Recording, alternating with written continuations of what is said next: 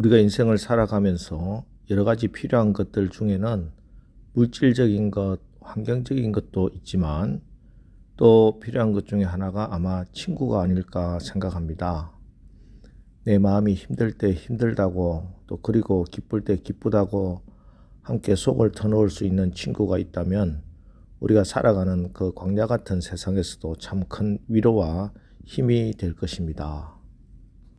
어려서 친구는 같은 동네에서 함께 자라고 같이 컸던 친구가 우리의 친구들이었을 겁니다. 그 친구들과 함께 어린 시절 행복하게 보낼 수 있었던 것은 살아가는 환경이 다 비슷비슷했기 때문입니다.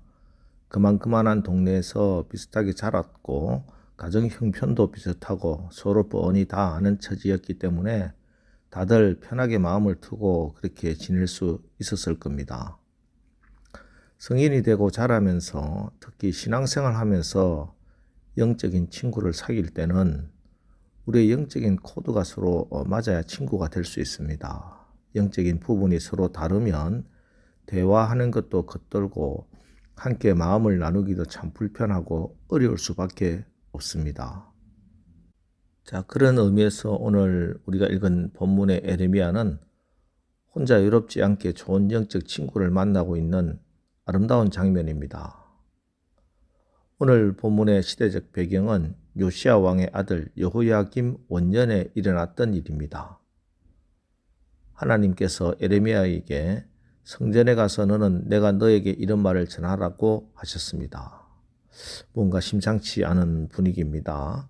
사람들이 많이 모이는 성전에 가서 하나님께서 예언하라고 하실 때는 반드시 그곳에 뭔가 심각한 일이 있기 때문이지요.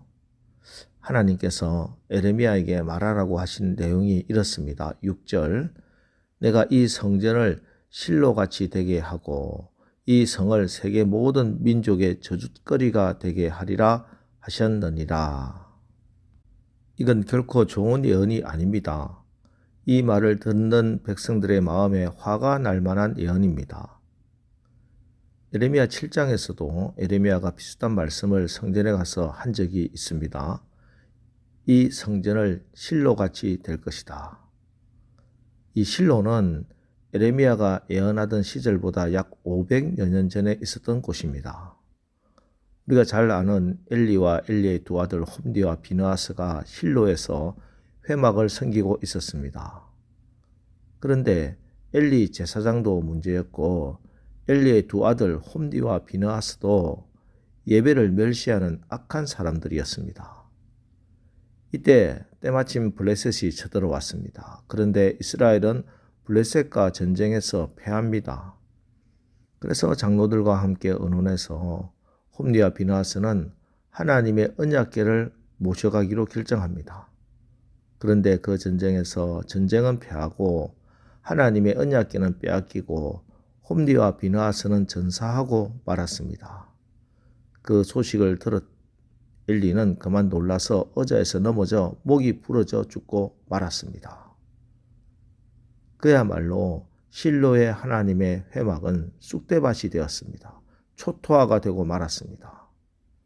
그런데 너희의 이 예루살렘 성전이 이방인들에게 법궤를 빼앗기고 제사장들이 죽어나가고 폐허가 된 그 실로처럼 될 것이다. 이런 말씀을 전하는 겁니다. 이 말을 들었던 그 당시 성전에 예배하기 위해서 올라왔던 사람들, 특별히 성전의 책임을 맡은 제사장들과 선지자들은 너무 불쾌하고 화가 났을 겁니다. 그래서 그들은 에레미야에게 이렇게 말합니다. 8절 에레미야가 여호와께서 명령하신 말씀을 모든 백성에게 전하기를 마침에 제사장들과 선지자들과 모든 백성이 그를 붙잡고 이르되 네가 반드시 죽어야 하리라. 너를 죽이겠다는 위협입니다. 그런데 이 위협은 그냥 말로만 하는 위협이 아니었습니다. 실제로 그를 죽이려고 시도합니다. 자, 이쯤 되면은 에레미야가 살려주십시오 하고 도망가야 합니다. 사실 전에 엘리야 선지자조차 이세벨이 자기를 죽이려고 하자 도망하잖아요. 하지만 에레미야는 오히려 더 담대하게, 오히려 더 강하게 하나님의 말씀을 전합니다. 14절, 15절입니다. 보라, 나는 너희 손에 있으니 너희 의견에 좋은 대로 옳은 대로 하려니와 너희는 분명히 알아라. 너희가 나를 죽이면 반드시 무지한 피를 너희 몸과 이 성과 이 성 주민에게 돌리는 것이니라. 이는 여호와께서 진실로 나를 보내사 이 모든 말을 너희 귀에 말하게 하셨음이라. 자, 이렇게 정말 죽으려고 이렇게 담대히 하나님의 뜻을 전했습니다. 그런데 이렇게 담대하게 하나님의 뜻을 전했는데 그때 신기한 일이 벌어집니다. 갑자기 그를 돕는 손길들이 하나 둘씩 그곳에서 생겨나기 시작하는 겁니다. 사실 우리가 이것도 아니고 저것도 아닌 신앙의 회색지대에 있으면 제3자들이 볼 때 저 사람의 신앙의 정체성은 무엇인지 분간할 수가 없습니다. 그러면 결정적인 순간에 아무도 나를 돕지 못합니다. 그래서 중요한 것은 나의 신앙의 정체성이 무엇인지 제대로 드러내고 밝히는 것이 중요합니다. 그리고 그 정체성이 하나님의 뜻에 합당하기만 하면 그럼 나를 돕는 사람들이 나타날 것이고 나와 함께 신앙의 좋은 친구가 될 것입니다.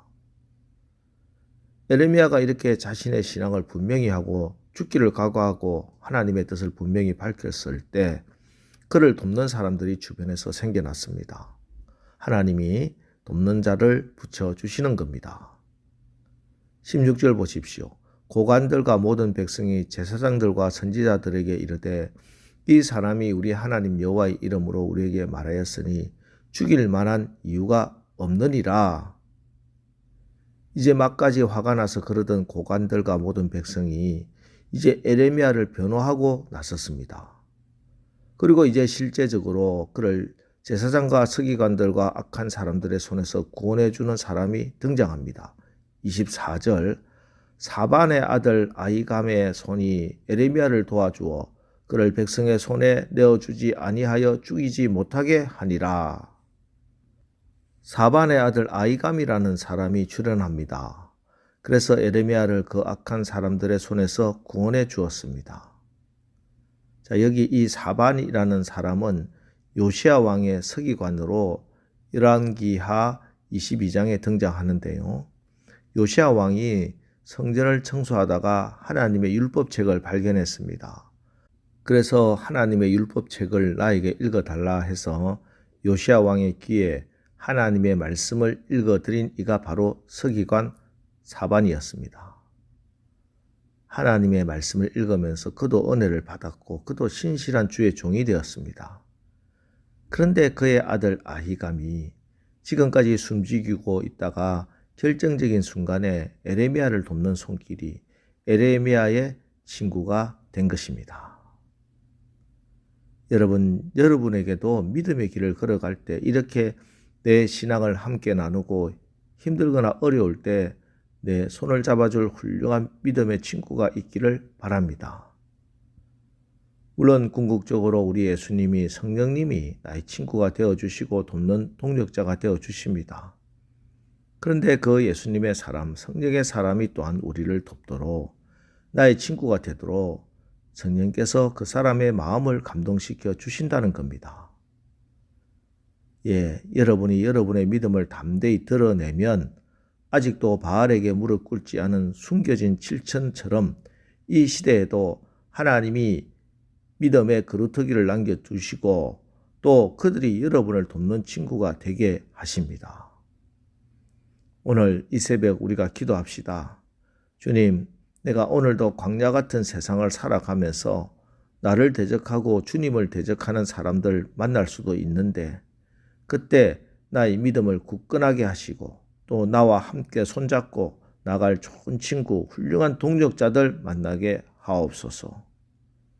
자, 이렇게 기도하시고 오늘 하루 주님이 주시는 귀한 만남에 복이 넘치기를 주님의 이름으로 축원합니다. 기도하겠습니다. 하나님, 우리 눈앞에 우리에게 불안을 주고 염려를 주는 여러 가지 상황과 환경이 우리의 마음을 흔들고 있습니다.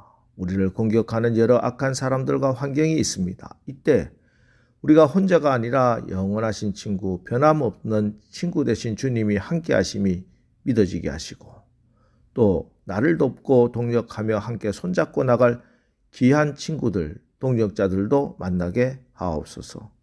그래서 우리가 예수님의 손을 잡고 또 서로 손잡고 하나님이 우리에게 가라 하신 그 믿음의 길을 성취하며 나가게 하옵소서. 예수님의 이름으로 기도합니다. 아멘. 자, 이제 오늘 말씀을 붙들고 주여 오늘 하루도 우리가 우리의 영원하신 친구 되신 예수님과 함께 성령님과 함께 또 우리의 좋은 동역자 친구들과 함께 믿음의 길을 승리하며 걸어가게 하옵소서. 우리 합심해서 기도하고 나가겠습니다. 우리 기도하겠습니다.